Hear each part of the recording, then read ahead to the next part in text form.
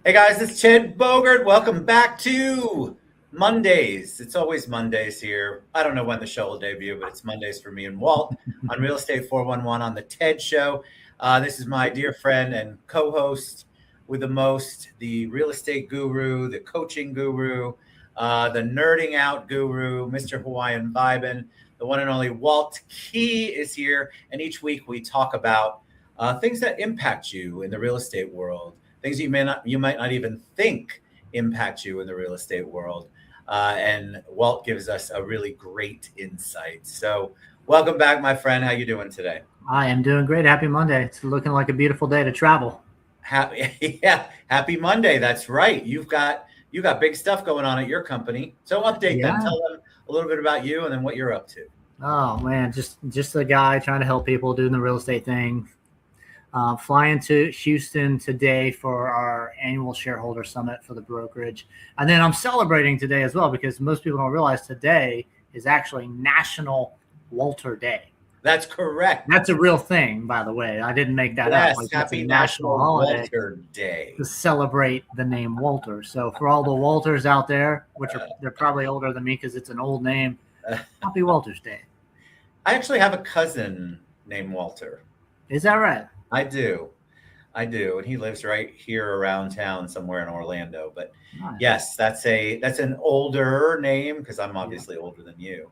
But yes, it's happy National Walter Day to you, my friend. Thanks. All right. So nerd out. Tell us a little bit of what's going on in our world. Oh man. Well, that's a big question to answer. What's that's not loaded. Going on in our world? That's loaded. War and finance and stocks and mortgages. Crazy. We'll skip the war for now, and we'll just talk more about the finance. People can talk about that on their own. So, an interesting note that we caught late last week, the big buzzword that everybody probably saw was mortgage rates officially broke below 6% for the first time since 2020. So, everyone's like, oh my goodness, big deal, right? It's nice to see that psychological barrier broken, right? To say that rates are starting in the 5s versus starting in the 6s, it means something to the buyer. At the end of the day, I mean, the interest rates were scraping the bottom of 6 now for weeks. So it wasn't a massive jump in the rates or drop in the rates as it was. But I think psychologically, seeing something in the 5 point whatever versus 6 point whatever is a big win for a lot of people. So interestingly enough, right, you've probably seen this from the lending side. The refis on lower rates take a lot less time than to go get qualified, go buy a house, go close on a property. Right. So we're not necessarily seeing any sort of immediate effect on that, but I believe that over the next few months we'll start to see more home sales, which is great for the whole market. And we've talked about this before. If you're a buyer and you think that you're waiting for interest rates to get lower, no, you're not. No, you're not. No. That's buy. Get out there and buy before everyone else decides it's a good time as well. Well, because that's when the trigger happens, right? Now, absolutely. And you're back in multiple offers and the refi quote unquote boom. I know that refi applications nationally are up, but what that doesn't tell you is that, remember, there's a cost to refi. So you have to weigh out what that looks like because you still have closing costs involved and there's still stuff you have to do. It may be quicker, but you have to weigh that out and to see how that's going to work. And that's why the applications are up, but I'm not sure they've really looked at the closed refis yet. I'm getting a lot of inquiries for some people who remember when it was like in the upper 7s and even to 8. Those people, absolutely. If you're in that market, you need to reach out to me because I absolutely think this is a great time for you to take a look at refinancing.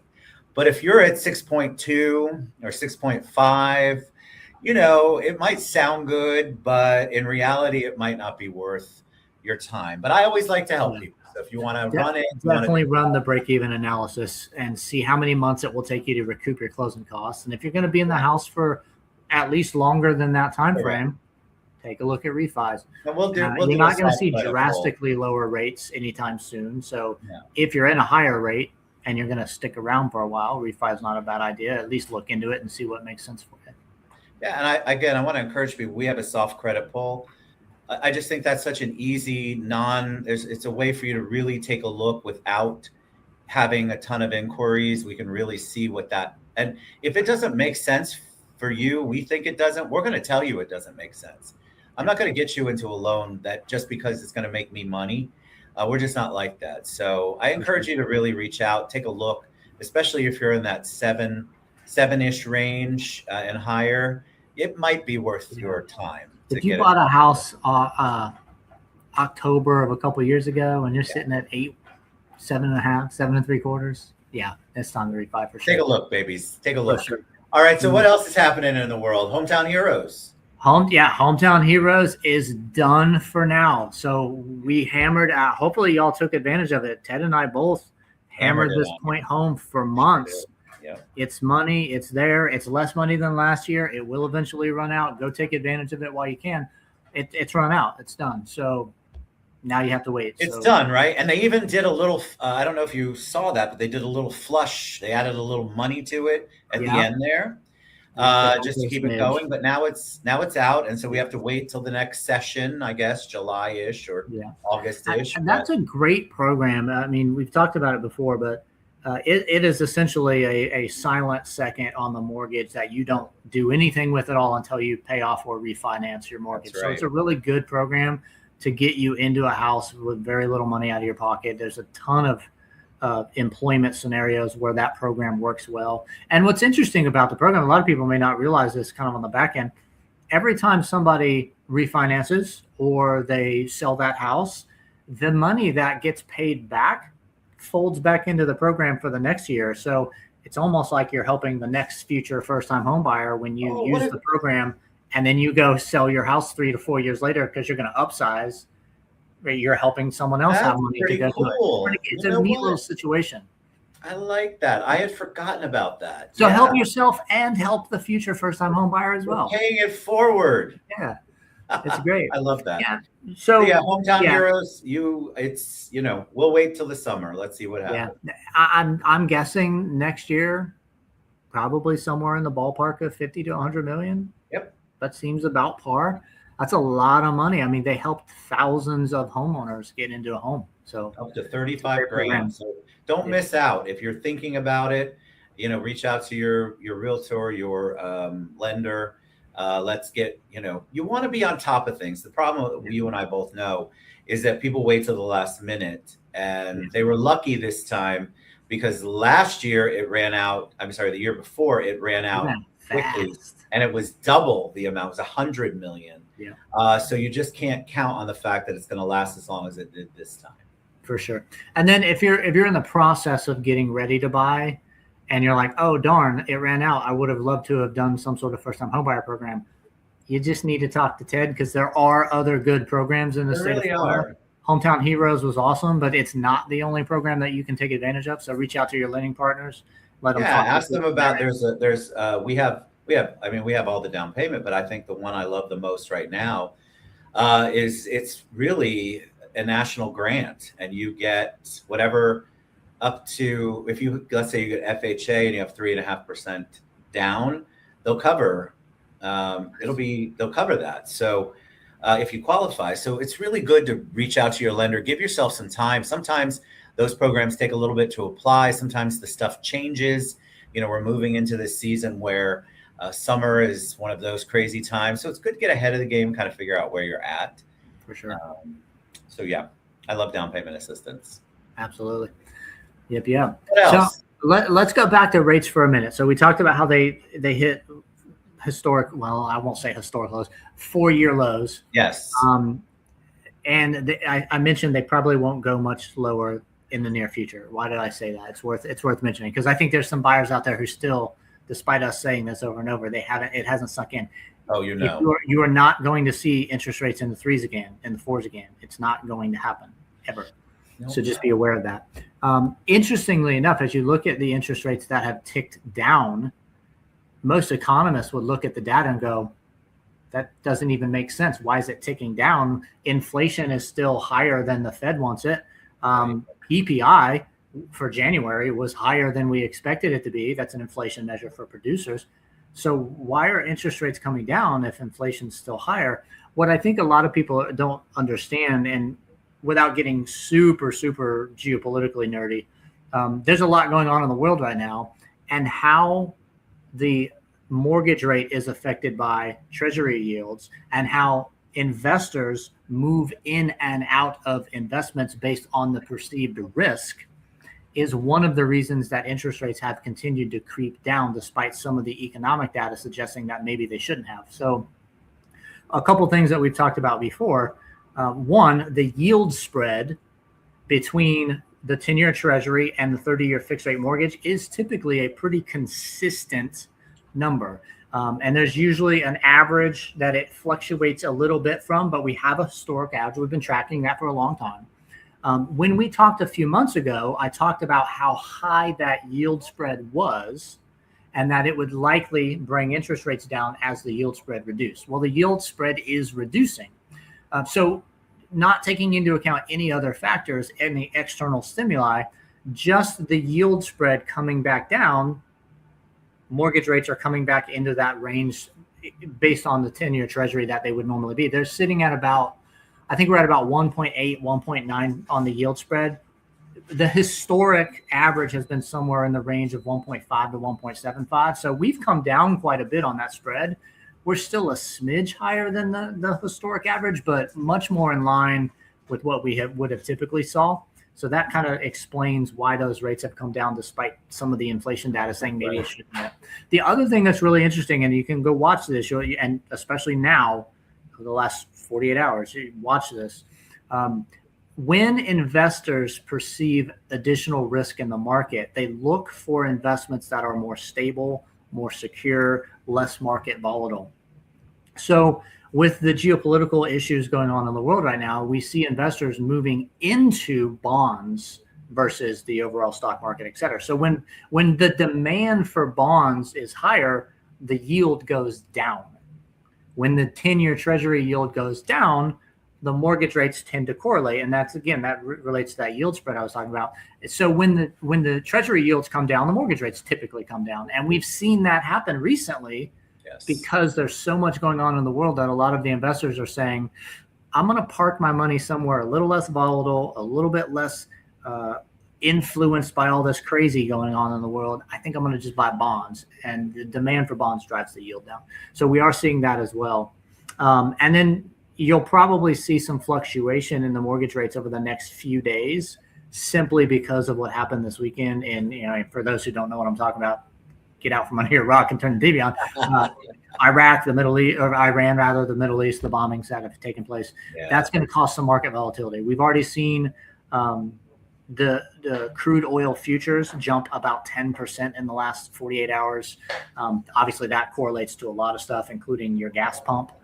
So what does that really mean long term? Well, if tensions in the Middle East cause oil prices to go 10, 20, 30% higher, that will translate into your gas tank 20, 30, 40, 50% higher, which means next month's and the following month and the following month's inflation numbers are going to go higher. Right. Because oil ties into many different things that you buy, not just your gas, but obviously gas is one of the things we track on the inflation metric. So what's going on in the world is going to actually probably cause the inflation numbers to tick a little higher over the next few months, as the resulting crescendo of effect takes into a whole. Yes. So, two things on that. One, go fill up your car. Yeah, you're going to pay more at the gas pump next week. You're going to wanna for just sure. Go fill up your tank right now. I promise you're going to save a few bucks, because you will pay more next week. Agreed. And more the next week, most likely. And then two, take advantage of. I hate to say take advantage of what's going on, because that sounds so callous. But what I mean by that is, we know that the uncertainty is going to put people in a position to buy investments that drive treasury yields down, which theoretically should correlate into slightly lower interest rates. Go buy a house while you can.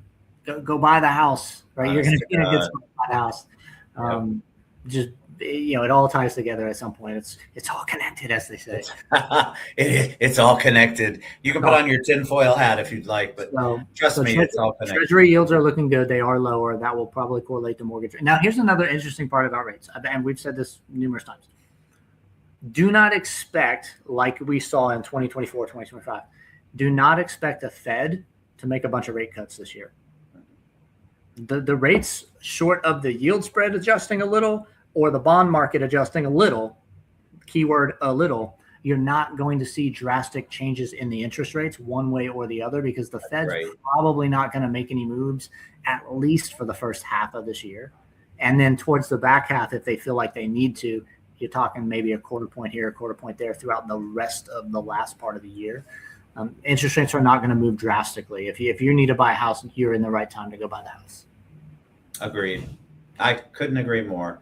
And here's the thing. There's so many ways for you to take a look at your purchasing power without risking. Ask for a soft credit pull. If your lender doesn't do one, reach out to me, because we do that. I think it's just so important. You know, there's a way for you to look at it without it being risky in your mind, even though one credit hit isn't going to be risky. But there's still ways for you to figure it out instead of saying, oh, I better wait, or I better wait. We actually I had a buyer who was waiting. And finally they were ready and they got laid off.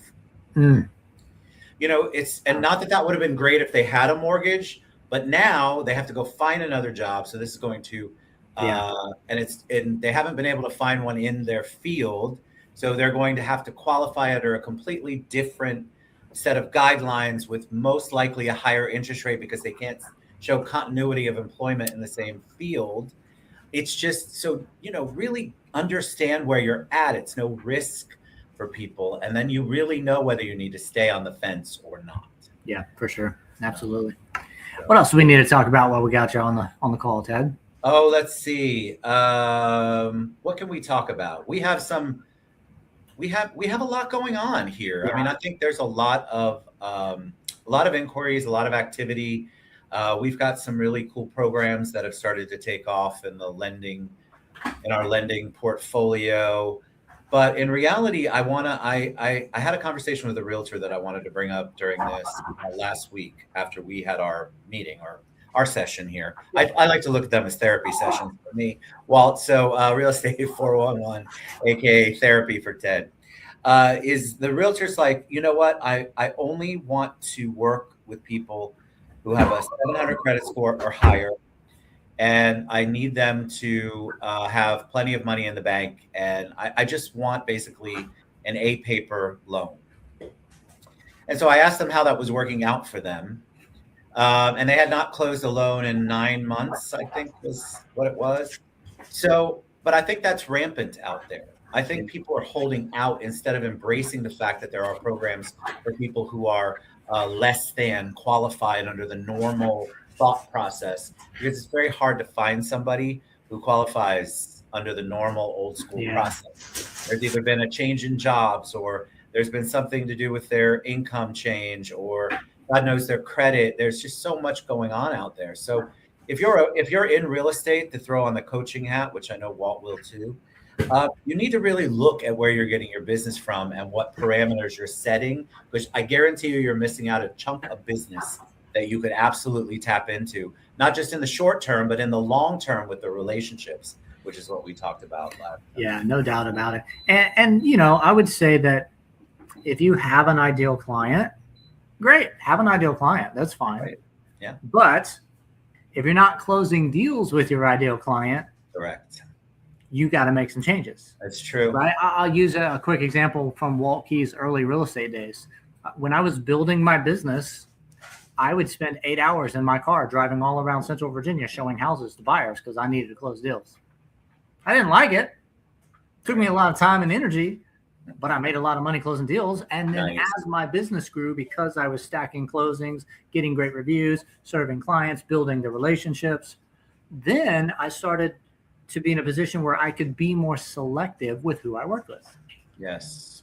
And there's nothing wrong with that. And I'm not saying like I was discriminating against a particular person, but like, let's say, for example, I said, I don't want to do 90% of my business buyer business because it takes a lot of, you know, Central Virginia's rural. So you're driving all over the place. So I said, I'm going to focus more on listing business. Great. A lot of agents want to do that. But guess what? Until you start stacking listing business, you got to go work with whoever wants to do something. And if a buyer needs to buy, you better go help that buyer buy. That buyer will become a listing in the future and a referral partner in the future. So it's okay to have, you know, what they call a lot of the mainstream coaches now say, what's your avatar? it's okay to have an avatar. It's okay to have an ideal client. But it's not okay to sacrifice your business growth for the idea of your ideal client. Correct. Right? You have to earn the ideal client. Absolutely. Like I'd say, right now, I have 4 under contract and 13 or 14 active listings. I don't do a ton of buyer business anymore. Yep. That's not how my business started. I had to work my butt off and earn my spot to be able to do that. So it is okay to have an ideal client. It is not okay to sacrifice your business for the idea of an ideal client.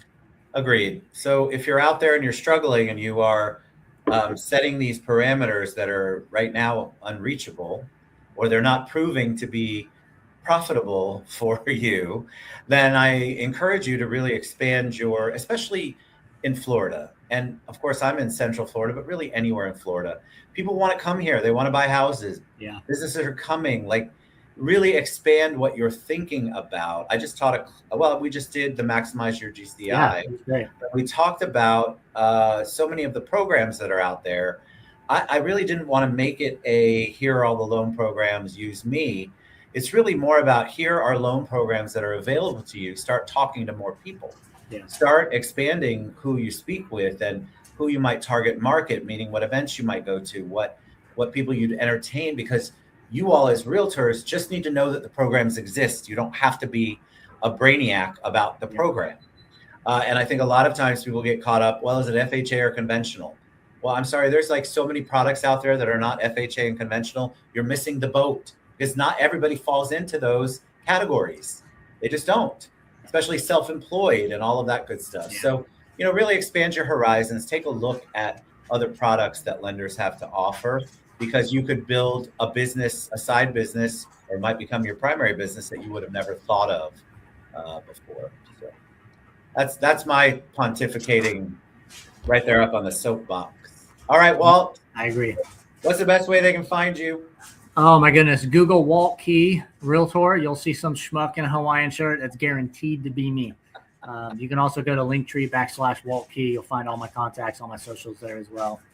You'll find me. I'm not hard to find. You're amazing. All right, my friend. Thank you. Safe travels. Have a great time in Houston. I know you will. We appreciate you, and we'll be back next week. You guys, if you have questions in between, please reach out to us. If you have something you want Walt to talk about, maybe it's a number, or maybe it's a program. Me too. Just let us know. We'd love to talk about it here on the show. All right, my friend. Have a good one. Thank you guys for tuning in. We'll be back next week. Bye, everybody.